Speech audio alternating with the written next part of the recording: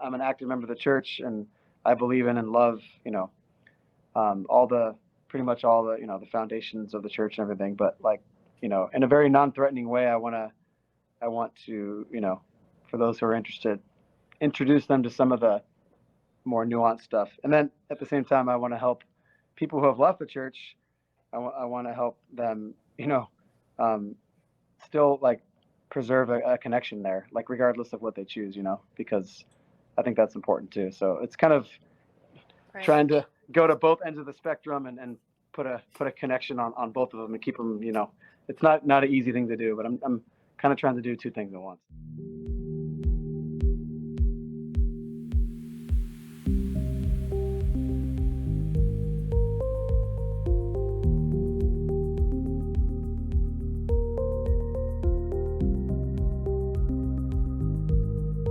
Here we are, another episode of this lovely podcast. I have a guest today, Tony Fieldson. So I came across Tony's YouTube channel, and on his YouTube channel, he's like, "Come join us at the Restoration Table Facebook group." And it was then I actually created a Facebook account. I didn't even have a Facebook account, and I interacted there for a while. But before I say much more, I'll let you explain what your YouTube channel is, like goals that you have, and Yeah, how it all started.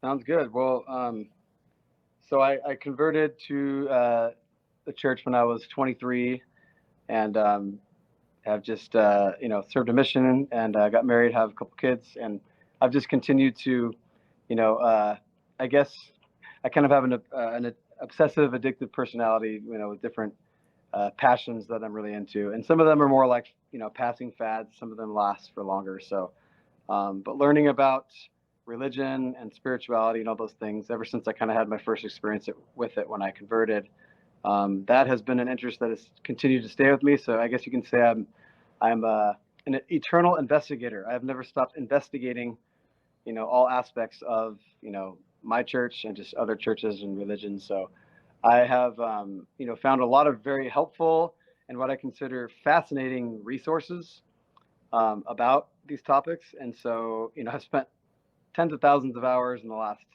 12, 13 years studying and taking pretty good notes too. I'll stop when I'm listening to an audiobook, for example, or reading a book. I'll stop, open up another app, and take some notes about the highlights. So I have, and then after multiple years of doing that, I've have dozens of documents that are anywhere from 1 page to 60 pages long of the highlights of what I've learned about those rabbit holes I've gone down. So, and I figured, some people might be interested in learning about some of the cliff notes, right? Because not everybody has time to take deep dives. And so I wanted to provide an atmosphere where I could share some of the highlights of what I've learned about. And then I'm also just very interested in having dialogue, open dialogue about, different people's opinions about these things. And I know, most people in the world don't have necessarily the relationship or communication skills to talk about their differences, surrounding some of these heated topics in a very peaceful way.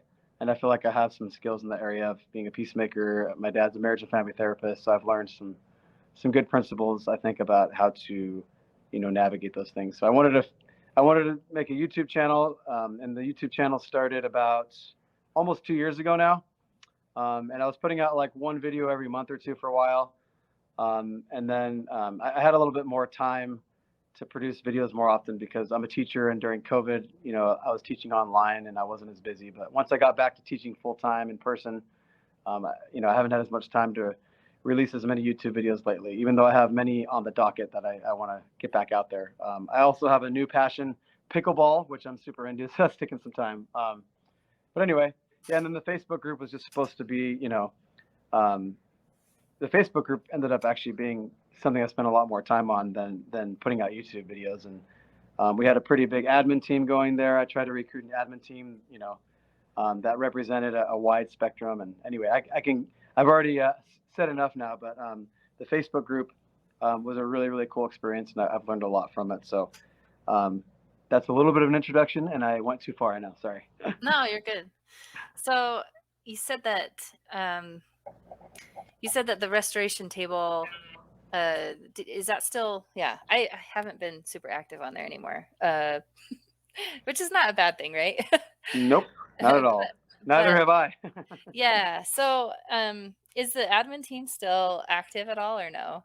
Not Because really. No, I we mean, all got together a few times oh and yeah, we tried yeah, to like either resolve things or just how yeah, to promote different kinds of conversations and stuff. But anyway, it totally. kind of fizzled out a little bit. No, no, no, yeah, for sure. Yeah, I mean, yeah, I think it kind of got yeah. I don't think there were very many Facebook groups out there quite like that at the time. I think most Facebook groups tend to be kind of just echo chambers, and there weren't very many Facebook groups out there like that that I knew about at the time, and so I think a lot of people liked it. But yeah, the admin team was very active there for a while. But I think quickly most people figured out that it's pretty darn near impossible to make these conversations work when you have people that just have such big disagreements, and the conversations we're having are text only, and so people don't know each other, they're not having face to face interactions, they can't hear each other, so it's just very easy to miss each other and not understand, and very easy to just um, you know downgrade to pretty intense interactions. So later on I was really happy that David Osler offered, um, through the three practices group that he was training with.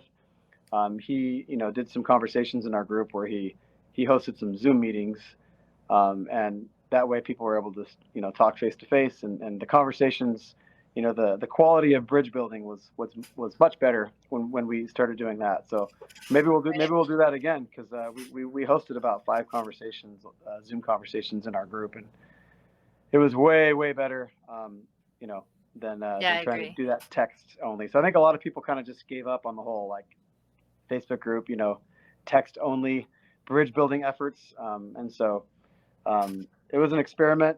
I think it's almost impossible to do. Maybe not completely impossible. You'd have to do a lot more like screening and vetting and preparing people and making sure they kind of like get to know each other beforehand. I don't know.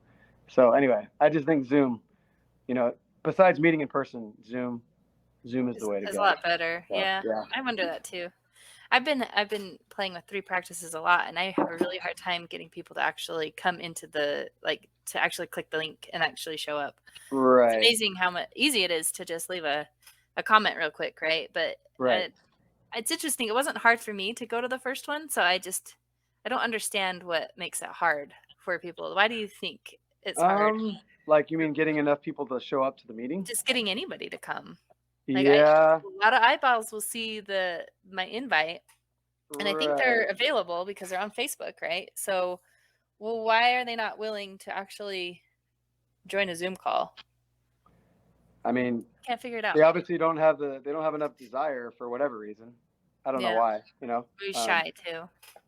yeah, who knows? I'm not And sure, man. yeah, I don't Crazy know. world we're living in right now, man. Things are so complex. So the thing that motivated you to start it all then was just your curiosity and just hope to have harder conversations. But you said there were topics that you wanted to. Yeah. So So, what were what's the content you have put up yeah. on your YouTube channel so far, and what's like some of the stuff you want to do Yeah, good question. So while you're I talking about only have that? a couple, I mean, I only have a couple of Look at videos. it. I mean, yeah, one of the videos I have is 10 principles for you know, more closely arriving to discovering truth in your life. Another one is, I think this is probably my most important video. I called it, um, it's called Responding to Your Loved One's Faith Transition, 10 Keys. So it's just, summarizing the book, Bridges and other books, and, trying to give members of the church some tools to know how to respond to their loved ones who have questions or who are on the edge of leaving. That way they can preserve their relationship and even strengthen it, even in the midst of some of these new, what can be really, really tender and tough, differences that they're finding out that they have now with their, testimonies of the truth claims of the church. So, yeah, I did a general conference summary one time where, I, because kind of like you, I kind of want to be in the middle. and I mean, I'm an active member of the church, and I believe in many of the core aspects of the church. I used to have more of a black and white view of things, though, now, and now that I've dug a lot deeper, I see a lot more nuance. I see a lot more, not just imperfections, but things that I feel like are just wrong and hurtful. And I don't know all the answers to everything, but I remain a member of the church, and really love many aspects of it for my own reasons. But anyway, those are some of the video. But the general conference review that I did was, what I did was I just kind of summarized the main highlights from conference, so just informational. But then also what I did was I took a few minutes to share and summarize what I know, from looking online, especially many different aspects of the conference messages that were triggering to some people, that were hurtful to people, or that people disagreed with, Right. whether they have left the church or they're just kind of on the margins. One of the things I'm trying to do is I'm trying to help, like, Orthodox active members of the church.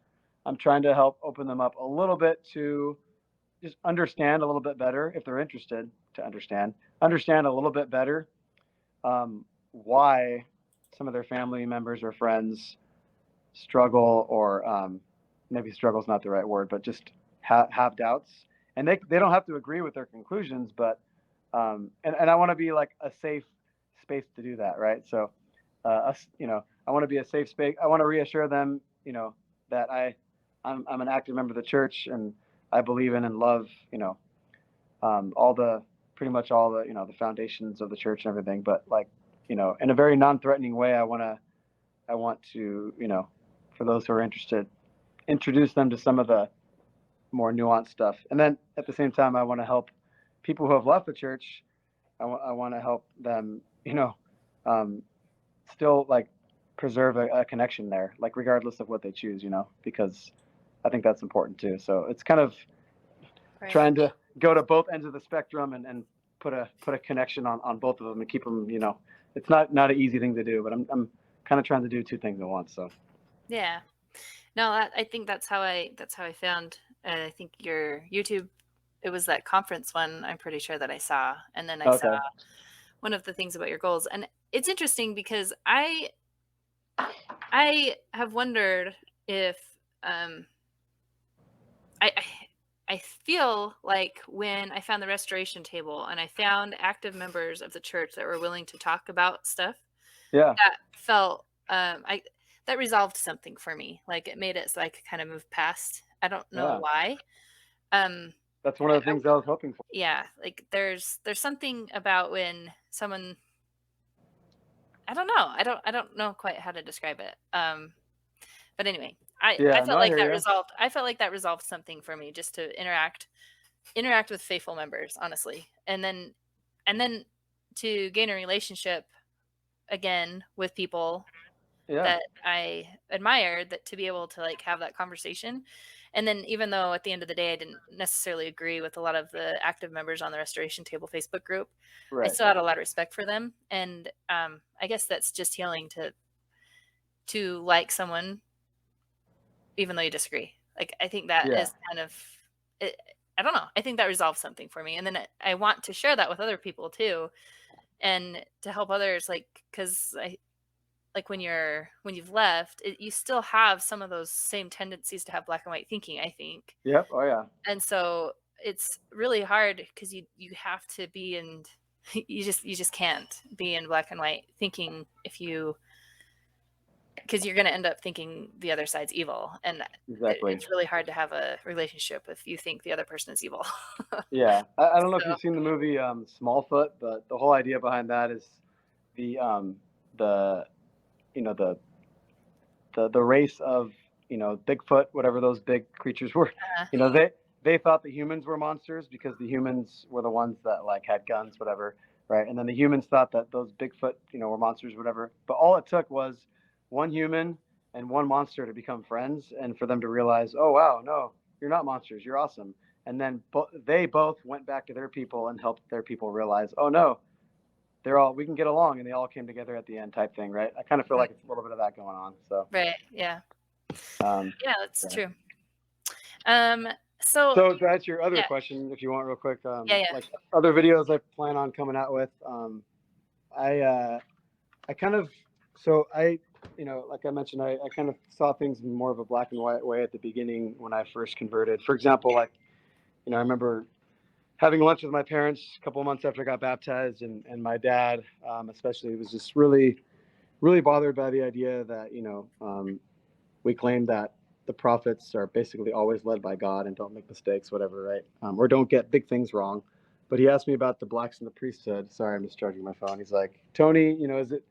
I know you believe in the church, but he's like, is it even possible? Are you willing to admit the possibility that maybe, for example, like the blacks in the priesthood thing, they got wrong, right? But they're still nevertheless prophets. But like back in those days, immediately I was just like knee jerk reaction. No, no way. It's not even possible. But now I'm open to the possibility, of and the high probability, right, of some of those things. So anyway, um, what really caught so when I first joined the church, to be honest, like I didn't really fully look into all the criticisms when I first joined the church. I was just loving my experience so much, the things I was learning, the spirit I felt, associations I made, that like if I looked up something online and a critical website came up, like I didn't even want to go there back in those days. But I think one of the things that really opened me up was just listening to podcasts and then seeing Bill Real branch out from Fair Mormon to starting out his own podcast. I started learning some nuanced stuff from him.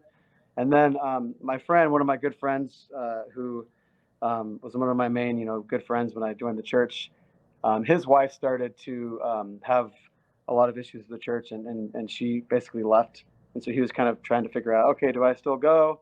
Do I bring my kids? Whatever. He was having a tough time, so I kind of wanted to be there for. I wanted to be there for him, and he was trying to figure out his testimony, on his own too. So we decided to kind of go down this journey together and really try to fully look into what the critics say are like their best arguments for all the issues, right? So what we did is we took like kind of like the top 15 or 20 topics that people have conversations around in church history and the modern church, and within each of those topics, we tried to kind of just summarize, like for the believers, like what are the top 5 or 10 reasons, why they believe this topic is true, and then what are the top reasons why critics believe it's not true, type thing. So we kind of made this chart where we kind of summarize it all. So I think just kind of as like a primer, I kind of want to make little short videos like that where I cover a topic and then just give people an introduction to some of the talking points of why people believe, why people don't believe, Yeah. just give people like a survey overview, right, of some of the different perspectives on that topic, and kind of let them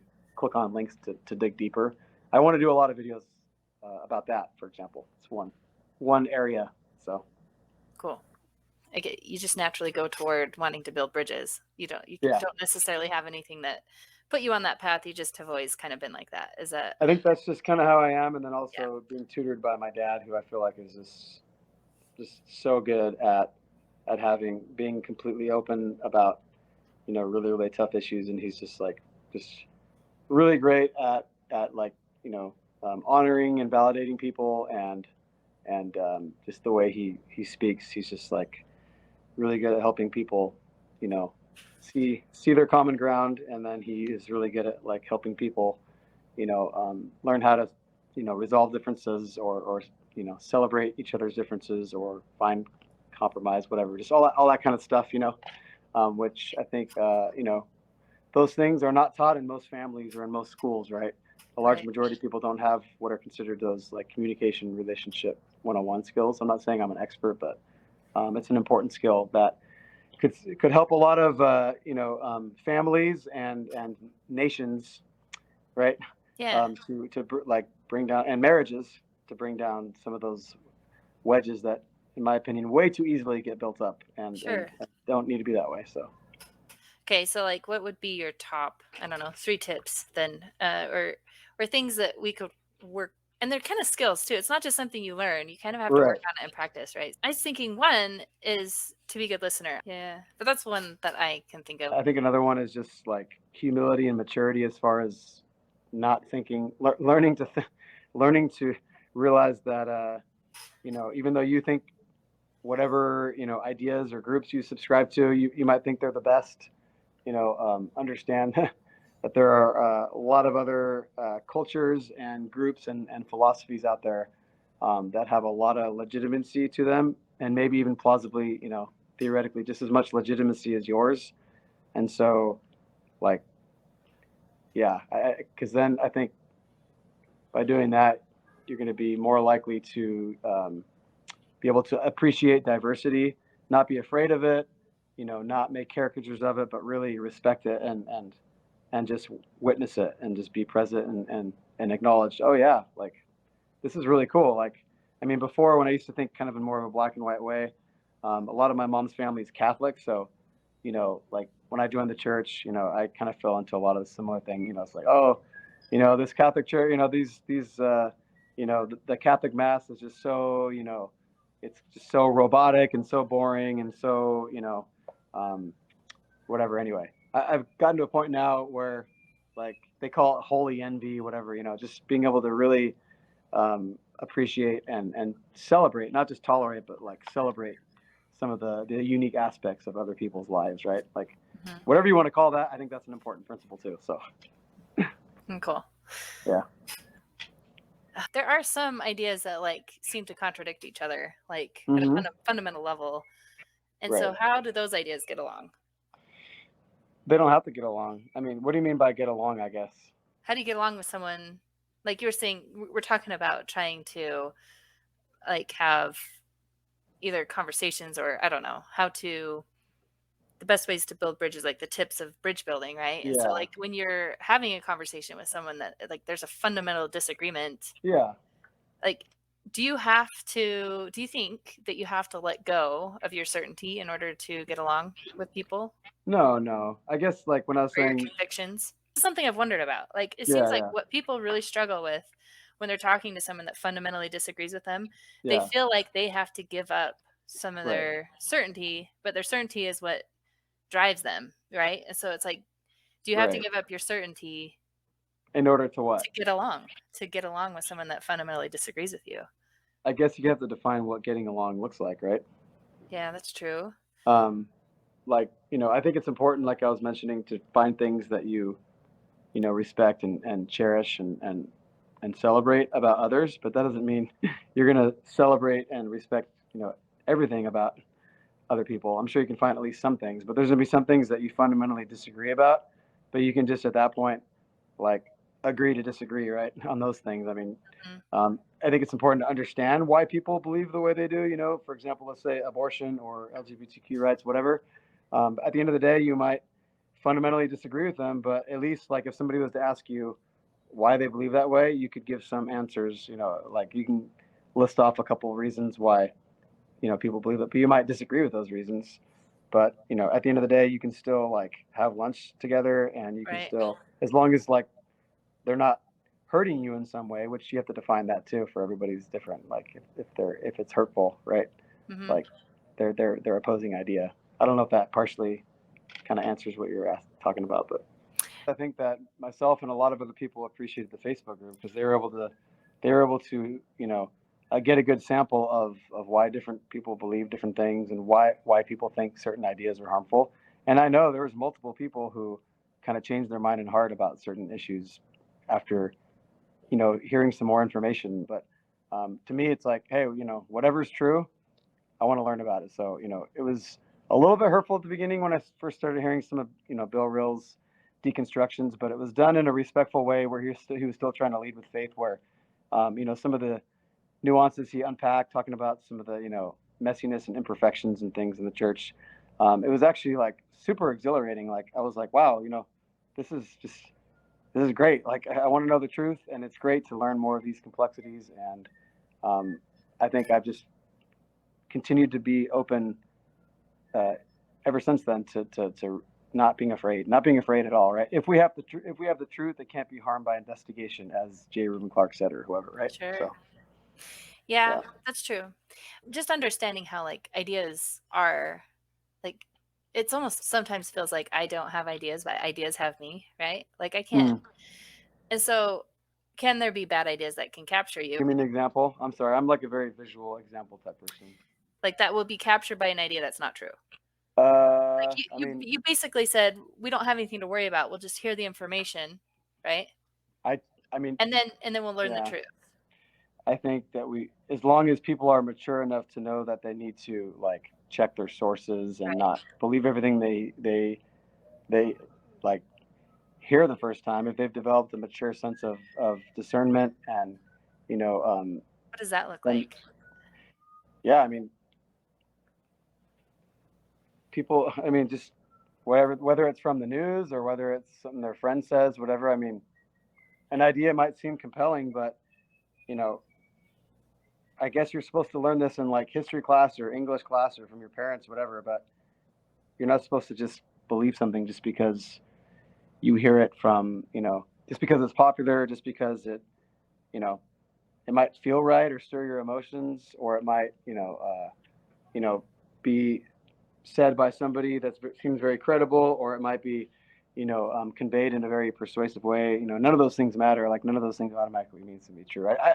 I think most people that are, smart and like, you know, educated enough, like would be smart about that. Would have a filter and like not just fall. I don't know. Some people do, yeah, but you have to constantly be like checking yourself though, because I think you're right. I think that people might be able to. I know I've had this happen before too. Yeah, where I I'm persuaded by something and I start sharing it with people as if it's like fact, and then a lot of times my wife's like, "Wait, but how do you know for sure? Like, have you checked your source?" Stuff like Right. that. So yeah, Well, what do you yeah, think? I don't know. that it seems clear to me that there are things out there that can be convincing that are not true, Hmm. right? Yeah, totally. Hmm.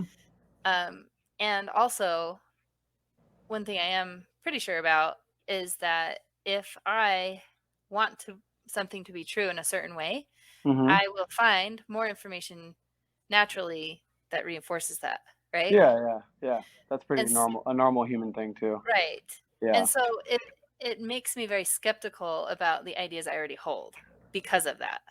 Because like Yeah, what totally. Oh yeah. Yeah, you need to so reevaluate, yeah, like everything, right? Once you enter into that world and learn how to think that way, you gotta Mhm, like reevaluate everything, right?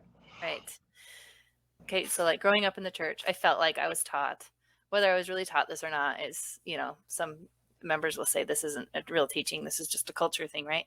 Yeah. But I felt like I was taught to not, learn about the criticisms of the church. And it seems Hmm. obvious that it's like, oh, because they don't have good answers for so many of these things, right?